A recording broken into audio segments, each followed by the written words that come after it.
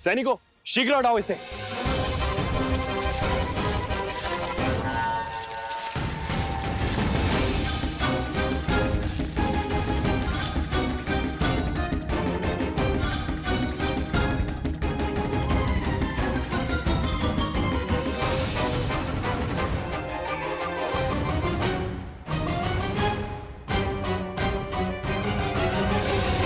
आज तक तो केवल रुके थे, अब फंसेंगे।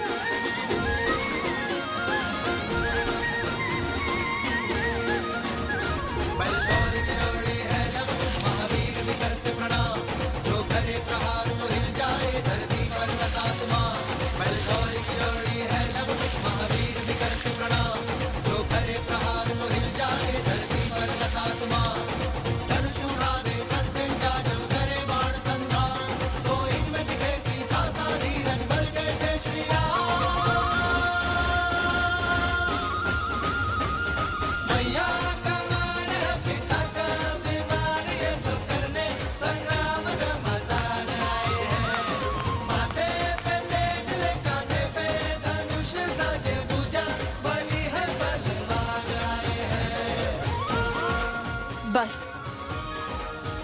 अब वो यहाँ फंस जाएंगे। पर हमें अधिक समय मिल जाएगा।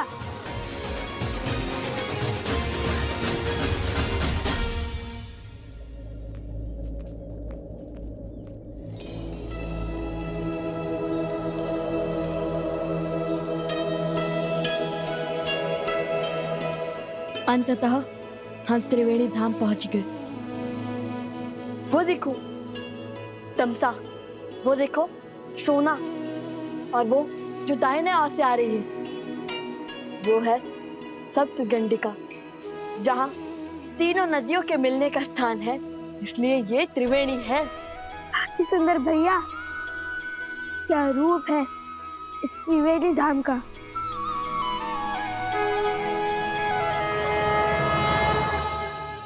भैया अभी आंखें मूंदी तो मन में एक विचार आया। हमने अश्व को तो छुपा दिया, किंतु उसकी रक्षा के लिए किसी को नहीं छोड़ा। चल हम शीघ्र अतिशीघ्र सारे स्वर्ण कमल एकत्रित कर कर चलते हैं, ताकि किसी के वहां आने से पहले हम अश्व तक पहुंच सके।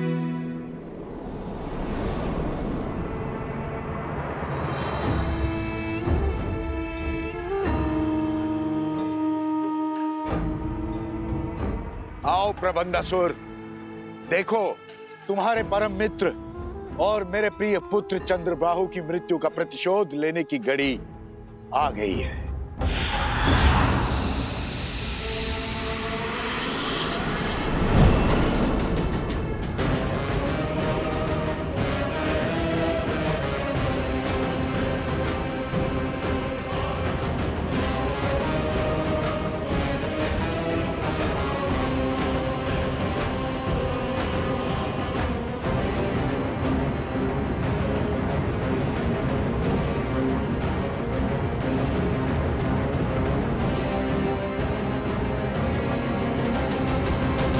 महाराज सहस्त्रमुख रावण की जय।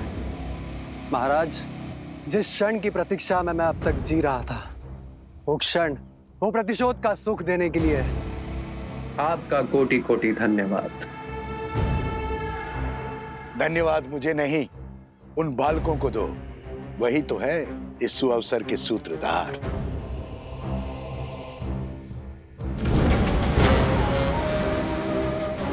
मैं उस अश्व को मारकर उस राम के अश्वमेध यज्ञ को असफल कर दूंगा।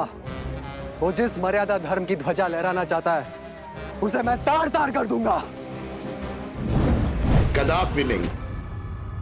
हमारे प्रतिशोध की पूर्ति इस अश्व की मृत्यु से नहीं होगी। जैसा मैं कहता हूं वैसा करो। किंतु महाराज, सामने खड़े सुअवसर को केवल मूर्ख ही गवाते हैं। मैं इस अश्व को मारकर सीधा राम को युद्ध के लिए ललकारूंगा। फिर वो तो क्या, उसके समस्त परिवार को समाप्त कर दूंगा मैं। अपनी क्रोधाग्नि को शांत करो, बल से नहीं बुद्धि से काम लो। वचन देता हूं प्रतिशोध का ऐसा भव्य सुख दूंगा तुम्हें जिसमें राम और उसका परिवार स्वयं ही एक दूसरे की मृत्यु का कारण बनेंगे। एक बार में सबको मारने में आनंद आएगा या उन्हें स्वयं ही एक एक करके एक दूसरे को मारते हुए देखने में आनंद आएगा। और अपनी योजना के लिए मैंने तुम्हें चुना है, क्योंकि छल में तुम्हें मात देना असंभव है। तुम कभी भी कोई भी रूप धरकर किसी भी वस्तु में प्रकट हो सकते हो। मैं चाहता हूं कि तुम यज्ञ के अंत तक इस अश्व के साथ रहो। वो लवकुश बहुत संस्कारी और साहसी है। तुम मेरे साथ मिलकर इस अश्व को इक्ष्वाकु वंश के अंत का साधन बनाओगे। परंतु महाराज, किंतु परंतु यद्यपि कुछ नहीं सुनना है मुझे। जैसा कहता हूं वैसा करते जाओ।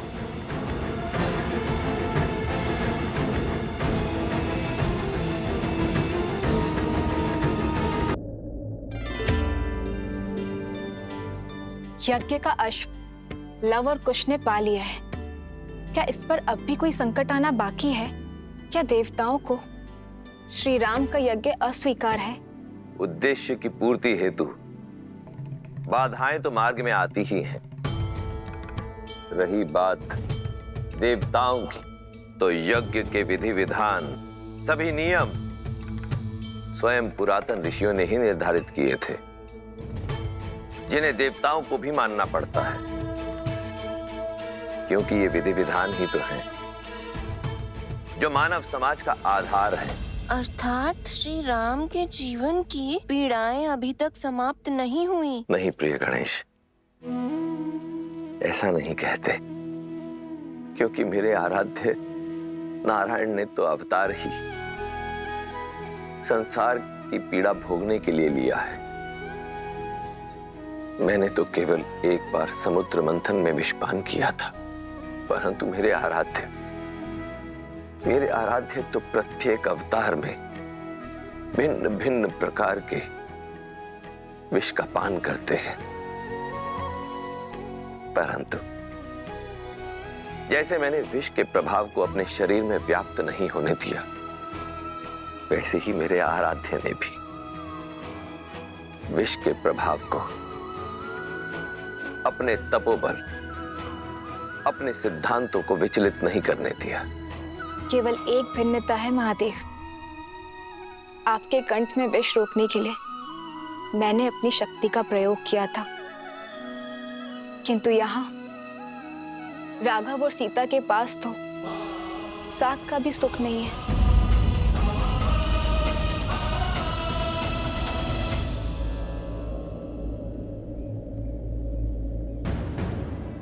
मिला क्या? स्वर्ण कमल छोड़िए, मुझे तो साधारण कमल भी नहीं दिख रहा। ठंड के कारण तो कुछ भी दिखाई नहीं दे रहा है। चलो तनिक समीप चलकर देखते हैं।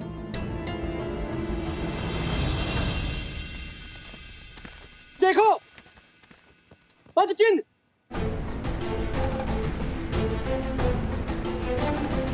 अरे अरे रुक जाइए, ये कोई छल है।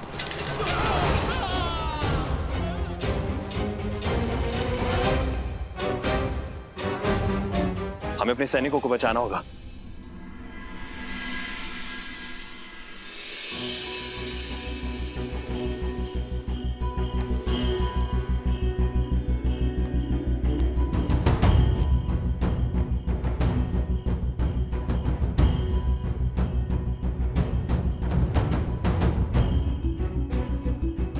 यहाँ भी नहीं है।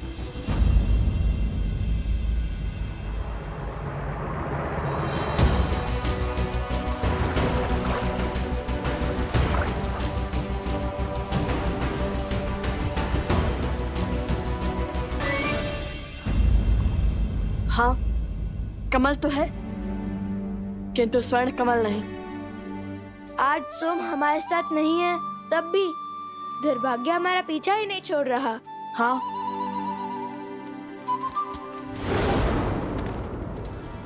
लगता है वो लोग समीप आ रहे हैं। ना जाने कहाँ होगा ये स्वर्ण कमल।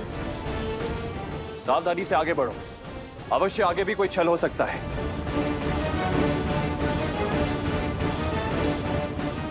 कुश, कहीं हम कुछ भूल तो नहीं रहे?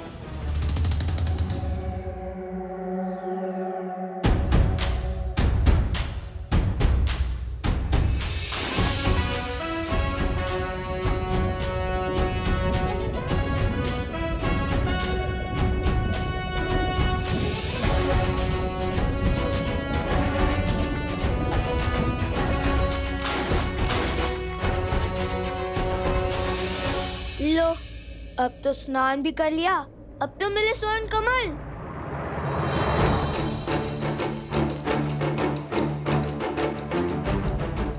भैया, ये आने वाले हैं। चलिए पानी के भीतर छुप जाते हैं। ऐसे कब तक छुपेंगे कुश? और यदि वो भी जल में उतर गए तो? अब ये सोचो कि हम चूक कह रहे हैं। और यदि भगवान वाल्मीकि ने कहा है तो दिव्य स्वर्ण कमल भी तो यही होने चाहिए ना? किसी ने चुरा तो नहीं लिए? अरे कुश, स्वर्ण कमल कोई कैसे चुरा सकता है? उनके रक्षक तो स्वयं यक्षराज कुबेर हैं, कुबेर।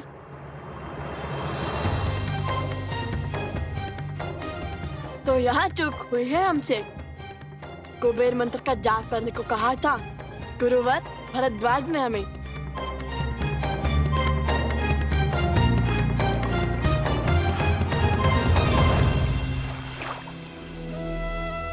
ओम श्रीं ह्रीं क्लीं श्रीं क्लीं विद्येश्वराय नमः।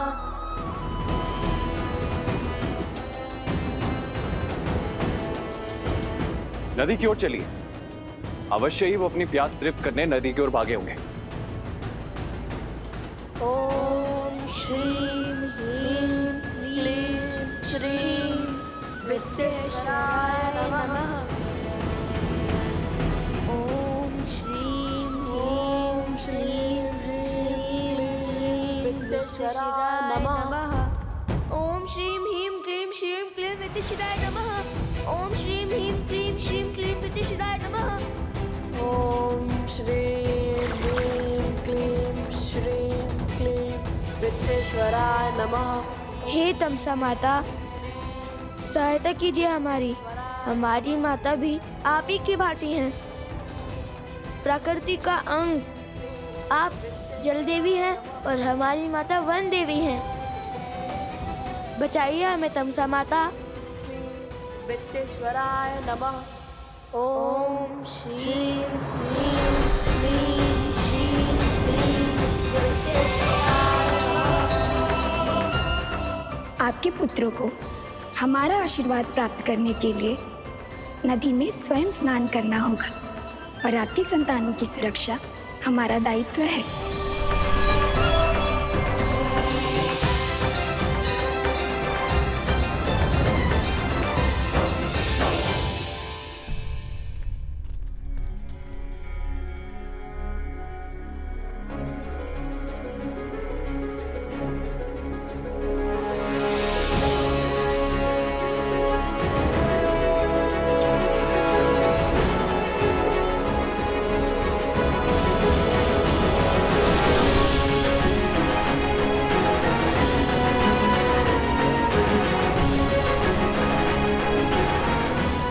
भैया देखिए,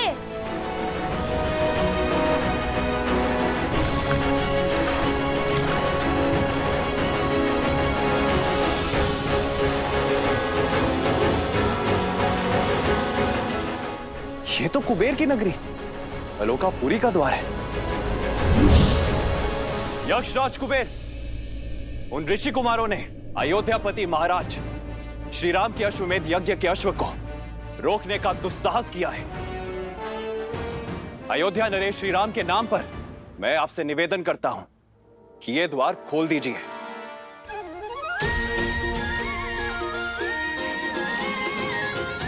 ये तो अवश्य ही यक्षराज कुबेर की नगरी आलोकपुरी लगती है। ठीक वैसा ही है ना, जैसा हमारे गुरुवर ने पढ़ाया था। भैया महल का द्वार खुल चुका है।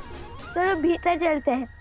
यदि कोई मिला तो उनसे स्वर्ण कमल का पता पूछ लेंगे।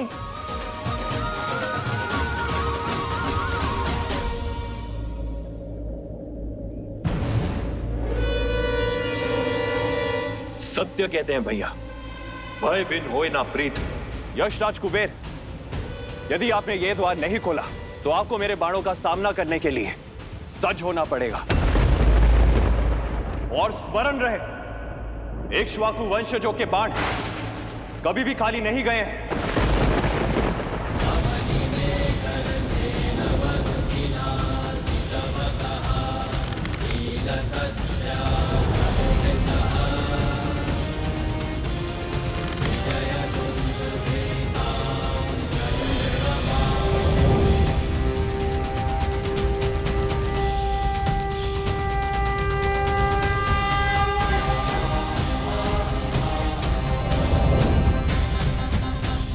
प्रणाम राजानुज शत्रुघ्न। प्रणाम। लेकिन मैं आपका अभिनंदन लेने नहीं, अश्वमेध यज्ञ के अश्व के चोरों को लेने आया हूं। उन ऋषि कुमारों को मुझे सौंप दीजिए कुबेर, जिन्होंने अभी आपके नगर में प्रवेश किया है। क्षमा करें, किंतु उनके साथ मैं विश्वासघात कैसे करूं? आप तो जानते हैं ना वो कौन है। अब वो कोई साधारण बालक नहीं है, वो अनमोल रत्न है, केवल मेरे लिए नहीं अपितु समस्त संसार के लिए। सब जानता हूं मैं, जानता हूं कि उन्होंने अश्वमेध यज्ञ के अश्व को चुराकर कहीं तो छुपाया है। उस अश्व को खोजकर ये यज्ञ को पूर्ण करवाना कर्तव्य है मेरा। आप मुझे भीतर जाने दीजिए। आप तो बली है, कृपया मेरा निवेदन स्वीकार करें, हट ना कीजिए। आप शायद भूल रहे हैं यशराज कुबेर, जिसके अश्वमेध के मार्ग में आप बाधा डाल रहे हैं वो वही श्री राम है, जिनके अनेक उपकार हैं आप पर। उन्हीं के कारण संसार रावण जैसे महाराक्षस के प्रकोप से बचा, और आप भी। उन्हीं के कारण आपको आपका पुष्पक विमान पुनः प्राप्त हुआ। उस उपकार का, उस ऋण का ये मूल्य चुकाएंगे आप? अश्वमेध यज्ञ के अश्व के चोरों को बचाकर? ये श्री राम का अपमान भी है, और उनका विद्रोह भी, और आपकी कृतज्ञता भी। सब स्मरण है मुझे, कृपया आप मेरी दुविधा समझने का प्रयास तो कीजिए। मैं धर्म संकट में फंस गया हूं, मैं उन बालकों को आपको लौटा नहीं सकता। वे कोई साधारण बालक नहीं है, वो किसी वनदेवी या किसी ऋषि के पुत्र नहीं है। हो सकता है, किंतु धर्म संकट मेरे समक्ष भी है यशराज कुबेर। अनुजराज, धर्म संकट के कारण तो व्यक्ति को अपना धर्म स्पष्ट रूप से दिखाई देता है। यदि इस परिस्थिति में आप आलोकपुरी में प्रवेश करेंगे तो अश्वमेध यज्ञ के नियमानुसार जैसे ही आप भीतर आएंगे तो यह माना जाएगा कि आप आलोकपुरी पर आक्रमण कर रहे हैं। कृपा करें, मेरी विडंबना समझने का प्रयास करें।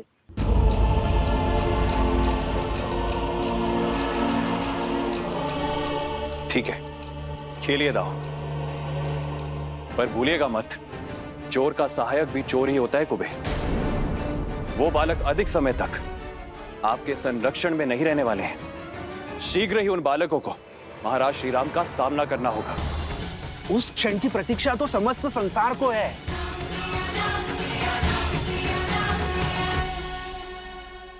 सहस्त्र मुख की माया यही जाने, न जाने कैसे कैसे दांव खेलता है ये। मेरा मन तो कहता है कि अभी इस अश्व को मारकर अपने प्रतिशोध की धधकती ज्वाला को बुझा लूं।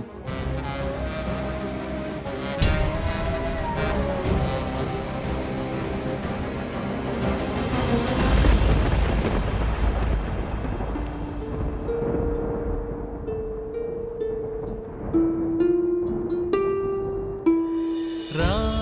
राम सिया राम सिया राम सिया राम। राम सिया राम सिया राम।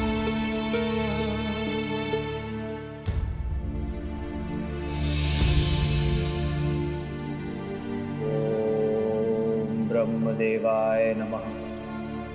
ओम ब्रह्मदेवाय नमः। हे ब्रह्मदेव, आप तो संसार के निर्माता हैं, जीवन दाता है। इस धरा पर हो रहे हर यज्ञ के कर्ता धर्ता है। मेरी आपसे विनती है ब्रह्मदेव, इस विकट परिस्थिति में मेरी सहायता कीजिए। ये राम सीता के सिवाय और किसी का नहीं हो सकता। ना मैं पुनर्विवाह कर सकता हूं और ना ही ये राज्य छोड़ सकता हूं।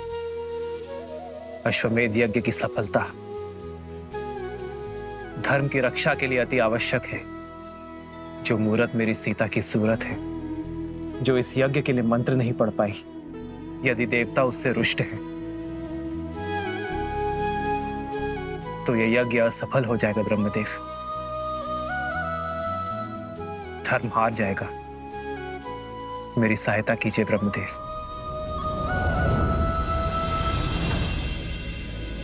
ओम ब्रह्मदेवाय नमः। ओम ब्रह्मदेवाय नमः। ओम ब्रह्मदेवाय नमः। ओम ब्रह्मदेवाय नमः। ओम ब्रह्मदेवाय नमः। ओम ब्रह्मदेवाय नमः। महादेव, प्रणाम महादेव। प्रणाम देवी पार्वती। प्रणाम ब्रह्मदेव। समस्या विकट है, किंतु आपके अतिरिक्त किसी और के पास इस समस्या का कोई समाधान नहीं। ब्रह्मदेव, सृजन, जीवन और मृत्यु तीनों ही परस्पर जुड़े हुए हैं। जैसे ही सृजन का विचार आकार लेना आरंभ करता है, जीवन आरंभ हो जाता है। जैसे जैसे जीवन विकसित होता जाता है, मृत्यु का समय निकट आ जाता है और मृत्यु के आते ही एक नए सृजन का शंखनाद हो जाता है। परंतु अभी द्वापर और कलियुग आने में समय शेष है। ऐसे में यदि रामावतार ने इस युग में अपने कर्म पूरे नहीं किए तो द्वापर में राक्षसों और असुरों की शक्ति का प्रभाव बहुत अधिक बढ़ जाएगा। और यदि ऐसा हुआ ब्रह्मदेव, तो द्वापर युग का स्वरूप कलियुग जैसा होगा और स्वयं कलियुग का स्वरूप तो नरक से भी अधिक दुर्दांत और भीषण सिद्ध होगा। इसलिए यह अनिवार्य है कि त्रेता युग में नारायण का रामावतार अपने सभी उद्देश्य, अपने सभी कर्म सफलतापूर्वक पूर्ण करे। रही बात जीवन की रक्षा की, तो जीवन की रक्षा तो केवल सृजन अर्थात स्वयं ब्रह्म ही कर सकते हैं, मृत्यु नहीं। इसलिए हे ब्रह्मदेव, मेरे आराध्य नारायण की रक्षा केवल आप ही कर सकते हैं।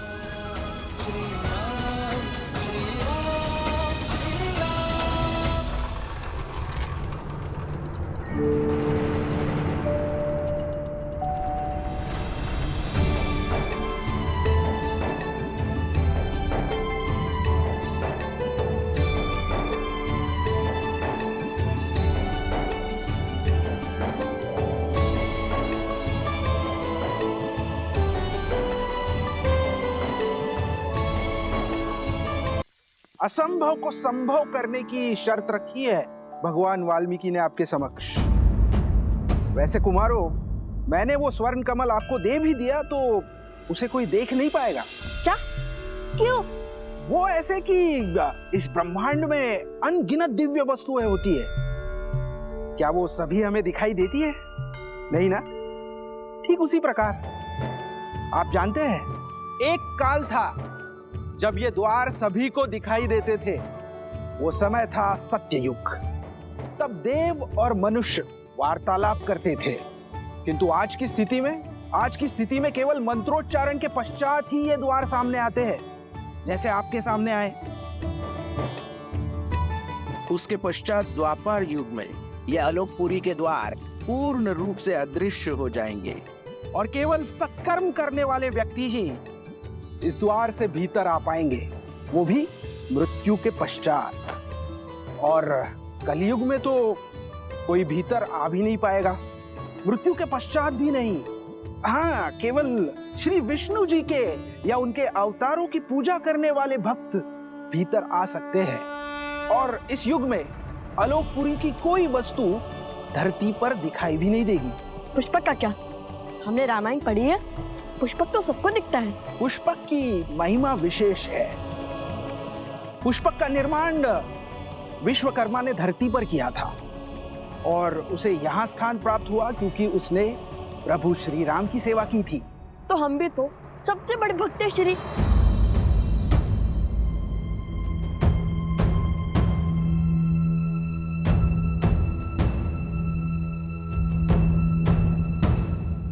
देखिए, हमें स्वर्ण कमल दे दीजिए। हमारे भगवान वाल्मीकि के आदेश का उल्लंघन नहीं कर सकते। क्षमा करें, वो संभव नहीं है।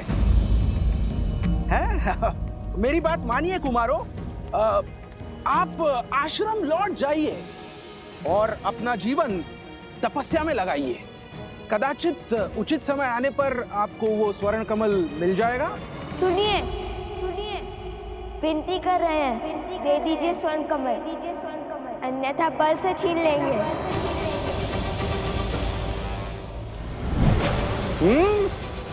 अब ये यक्ष है, हम इन पर प्रहार नहीं कर सकते। पर ये हम पर प्रहार करने से चुकेंगे नहीं। परंतु मैंने ये भी नहीं कहा कि हम अपना बचाव भी नहीं कर सकते।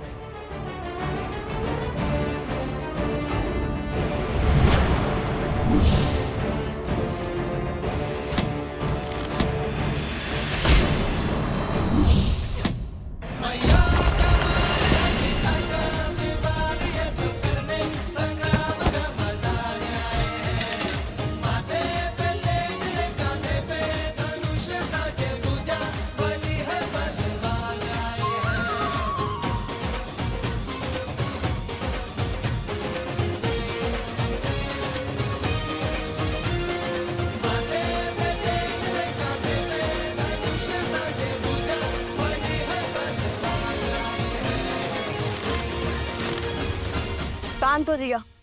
अब यदि हम चाहे तो आपको और आपकी सेना को हमारे बाणों से चलनी भी कर सकते हैं, परंतु करेंगे नहीं।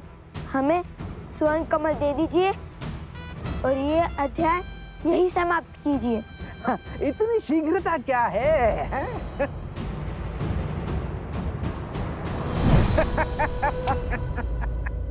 ओम ब्रह्मदेवाय नमः। ओम ब्रह्मदेवाय नमः। एक किरण जो अपने प्रकाश से उन्हें जीवन देती है, सोए हुए मन में ऊर्जा भरती है। सीते, आप मेरे वही सूर्य हैं, हमें एक होने से कोई नहीं रोक सकता। यदि सीता के प्रति मेरा प्रेम, हमारा प्रेम और समर्पण अटूट है ब्रह्मदेव,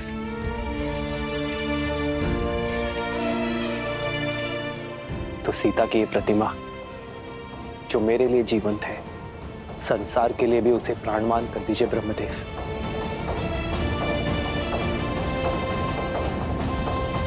ओम ब्रह्मदेवाय नमः।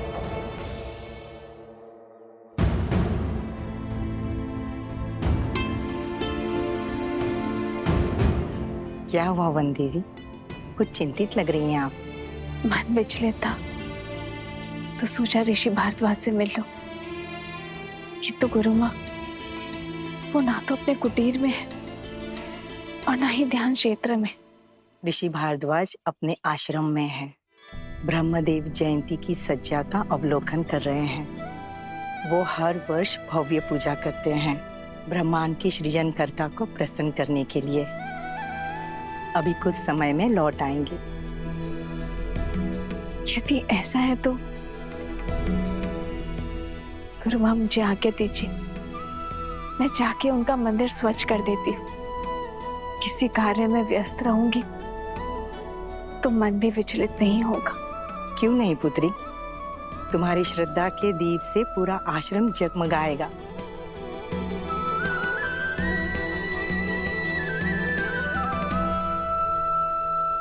आपने आपके सामर्थ्य का प्रमाण तो दे दिया, अब बारी है ज्ञान का प्रमाण देने की। बड़े हट्टी हैं आप यक्षराज। देते हैं अब अपने ज्ञान का प्रमाण। पूछिए, क्या पूछना है? तो मेरा पहला प्रश्न, वो कौन सी अनमोल वस्तु है जो व्यक्ति दूसरे को दे भी सकता है और देने के पश्चात वो वस्तु उसके पास रह भी जाती है?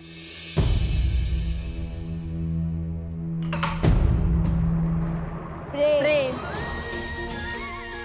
प्रेम बांटने से घटता नहीं है, कभी कभी दुगना लौट कर भी आता है। अति उत्तम। अब दूसरा प्रश्न, साहसी व्यक्ति के लिए सबसे कठिन कार्य कौन सा होता है? कर्म करना या कर्म से बचना? कभी कभी पग पीछे धरने से अधिक साहसी कुछ नहीं होता। कई परिस्थितियों में हमें अपने अभिमान का बलिदान देना होता है, कर्म करने से बचना पड़ता है, जैसे श्री राम ने किया था। यदि वो चाहते तो एक ही बार में रावण को हरा माता सीता को ले आते, किंतु उन्होंने अभिमान का नहीं, धर्म का पथ चुना। अद्भुत। अब अंतिम तीसरा प्रश्न। वहाँ हम अश्व को अकेला छोड़कर आए हैं और यहाँ आपके प्रश्न समाप्त ही नहीं हो रहे। अब तो प्रतिशोध के साथ साथ क्रोध की ज्वाला भी धधक रही है मेरे मन में। हम निर्णय तुम नहीं, मैं लूंगा शास्त्र मुख, मैं।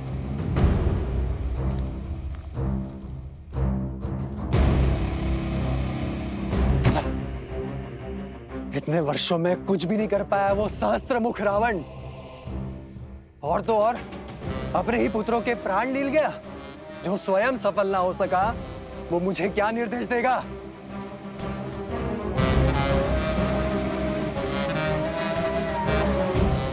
शीघ्र पूछिए ना, हमारे पास अधिक समय नहीं है। हाँ हाँ, इतनी शीघ्रता क्यों है? कुमारो, तनिक थोड़ा धैर्य तो रखो। अब तीसरा और अंतिम प्रश्न, बताइए, दुख, कष्ट, पीड़ा व्यक्ति को क्यों होती है? उसके पीछे कोई उद्देश्य है या केवल नियति?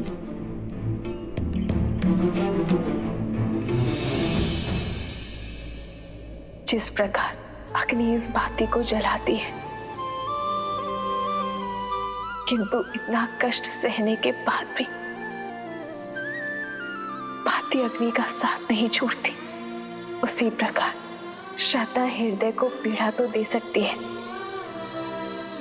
किंतु इसका अर्थ ये नहीं है कि तुम श्रद्धा का ही त्याग कर दो। पीड़ा, ये पीड़ा ही तो है जो आत्मा को ज्ञान का प्रकाश देती है। पीड़ा हमारे जीवन को साकार करती है, पीड़ा हमारे चरित्र को आकार देती है, कठिनाइयाँ और संघर्ष हमारे शिक्षक हैं। पीड़ा व्यक्ति के व्यक्तित्व को प्रकाशित करती है। ठीक उसी प्रकार जिस प्रकार बाती स्वयं जलकर अंधेरे कक्ष को जगमग करती है।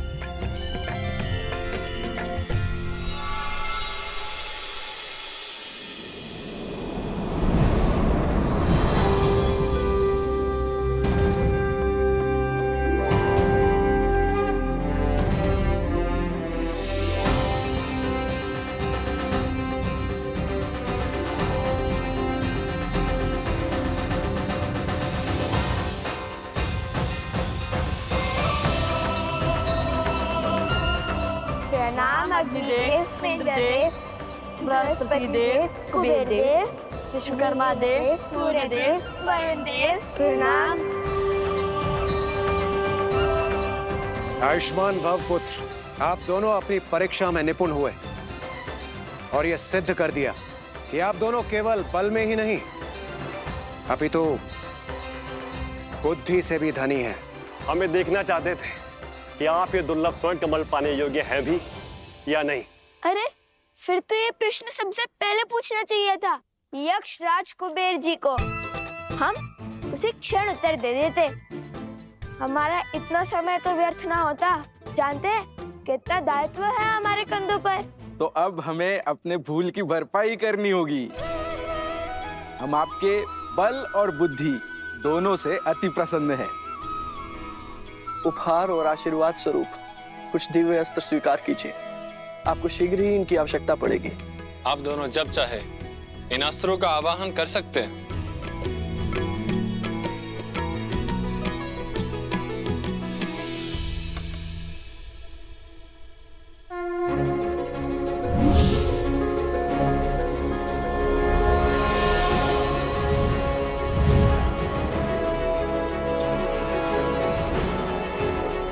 मेरी ओर से मेघस्त्र और जलस्त्र स्वीकार करें। मेरी ओर से ये आयुधास्त्र स्वीकार कीजिए। और मैं देवराज इंद्र तुम्हें अग्नि भेदास्त्र प्रदान करता हूं। और ये यमदेव का खड्ग मैं प्रदान करता हूं।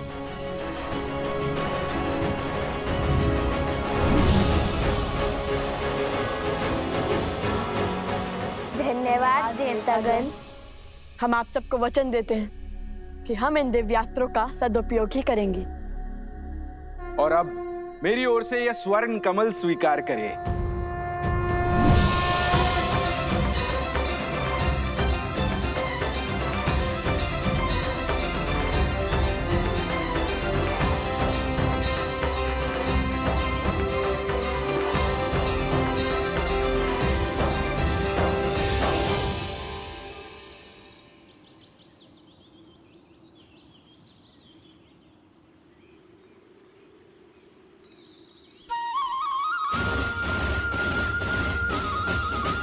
धन्यवाद कुबेर देव। भैया माता कितनी प्रसन्न होगी ना ये सुनकर कि हमने इतने सारे दिव्य अस्त्र पा लिए।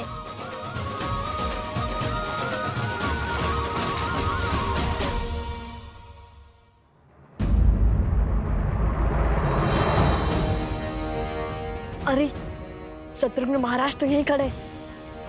अब इनसे युद्ध करने के सिवाय हमारे पास और कोई उपाय नहीं है। किंतु ये माला थामकर कैसे लड़ेंगे?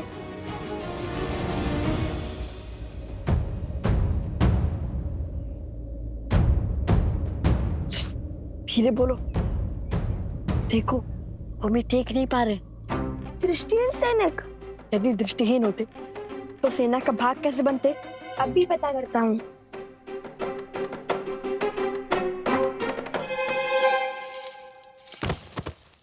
कौन है वहां? तुम्हारा काल।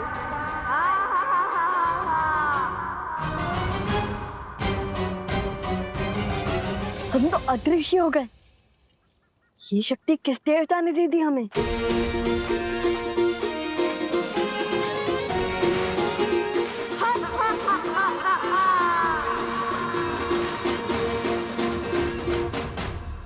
अयोध्या के सैनिकों को कायरता शोभा नहीं देती।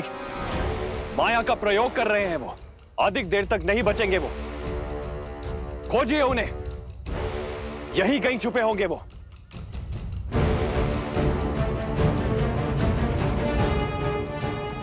शीघ्र निकलते हैं यहाँ से।